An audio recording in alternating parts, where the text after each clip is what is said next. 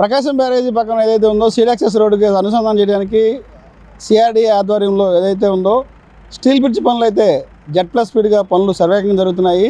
గతంలో ఎలా ఉన్న వర్కులు అప్పటికిప్పుడు గత 10 రోజుల నుంచి వర్కులు ఎలా ఉన్నాయి, స్టీల్ బ్రిడ్జ్ పనులు ప్రజలకు చూపించేందుకు ఈరోజు S4 మీడియా గ్రౌండ్లో రిపోర్ట్ ఇస్తుంది. ప్రస్తుతం మనం ఇక్కడ స్టీల్ బ్రిడ్జ్ పనులు అయితే నిర్మాణం జరిగే ప్రదేశం అయితే ఉన్నాం. గతంలో చూసుకోవచ్చు, అప్పటికిప్పుడు చూసుకుంటే ఏ రకంగా పనులు శరవేగంగా జరుగుతున్నాయని చెప్పడానికి మీరు చూసే విజువలే ఒక ఉదాహరణ అని చెప్పాలి. సీడ్ యాక్సెస్ రోడ్డుకి రహదారికి అనుసంధానం చేసేలా ఈ యొక్క స్టీల్ బ్రిడ్జ్ పనులు అయితే నిర్మాణ పనులు జరుగుతున్నాయి. అమరావతి రాజధానికి వెళ్లేందుకు జరుగుతున్న రహదారి పనుల్లో భాగంగా ఈ స్టీల్ బ్రిడ్జ్ పనులు నిర్మాణం జరుగుతున్నాయి. ఈ నెల 12వ తేదీన స్టీల్ బ్రిడ్జ్ ఏర్పాటులో భాగంగా గడ్డర్లకు సంబంధించినటువంటి ప్రక్రియ పనులు ప్రారంభించారు. 12 రోజుల్లో 16 గడ్డర్లకు సంబంధించిన ఫిక్సింగ్ ప్రక్రియ అయితే పూర్తి చేయడం జరిగింది. 110 మీటర్ల స్టీల్ బ్రిడ్జ్ నిర్మాణాన్ని NCC నాగార్జున కన్స్ట్రక్షన్ కంపెనీ నిర్మాణ పనులు అయితే చేపట్టడం జరిగింది.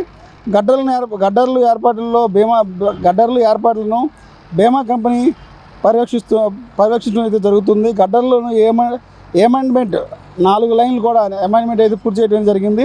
ఇటు సీతానగరం KL నగర్ కాలనీ వైపు, ఇటు పీడబ్ల్యూడి వర్క్షాప్ వైపు నిర్మాణం అయితే జరుగుతుంది. మధ్యలో గ్యాప్ వచ్చి 9 మీటర్ల వెడల్పుతో 4 లైన్లు బ్రిడ్జ్ నిర్మాణ పనులు అయితే జరుగుతున్నాయి. ప్రకాశం బ్యారేజ్ నుంచి అమరావతి రాజధాని వెళ్ళేలా ఓ లైను, అమరావతి నుంచి విజయవాడ మంగళగిరి వెళ్ళేలా మరో లైన్ ఏర్పాటు చేస్తున్నారు. ఉండవల్లి కరకట్టపై అమరావతి రాజధాని వెళ్లేందుకు ఎదురవుతున్న ఇబ్బందుల దృష్ట్యా స్టీల్ బ్రిడ్జ్ ఏర్పాట్లు జరుగుతుందని చెప్పుకోవచ్చు. మొత్తం 44 గడ్డర్లు ఉంటాయి. ఇప్పటికే 15 గడ్డలు అయితే పూర్తయ్యడం జరిగింది. ఓవైపు పూర్తయ్యాక మరోవైపు ప్రారంభిస్తారని ఇప్పటికే NCC కంపెనీ అయితే చెప్పడం జరిగింది.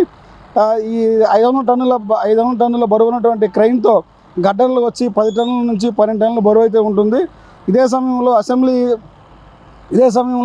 16 టన్నుల నుంచి పెరుగుతూ ఉంటుంది. గడ్డర్ల కింద డక్ షీట్ ఏర్పాటు చేయడం ద్వారా బ్రిడ్జి పటిష్టంగా ఉంటుందని చెప్పి ఈ నిర్మాణ సంస్థ సంబంధించినటువంటి ఇంజనీర్లు అయితే తెలియజేయడం జరుగుతుంది.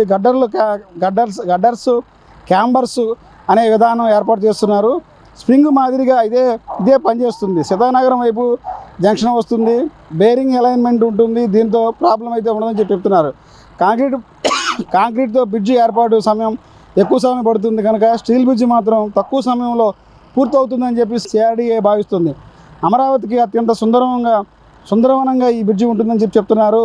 ఓవైపు వన్ సైడ్ అంటే కొండవీటి వాగు రిజర్వాయర్ వైపు పూర్తయ్యాక రెండో వైపు అంటే KL నగర్ కాలనీ వైపు క్రెయిన్ తీసుకెళ్లి పనులు చేపడతారని చెప్పి కూడా ఇప్పటికే NCC అధికారులు చెప్పడం జరుగుతుంది.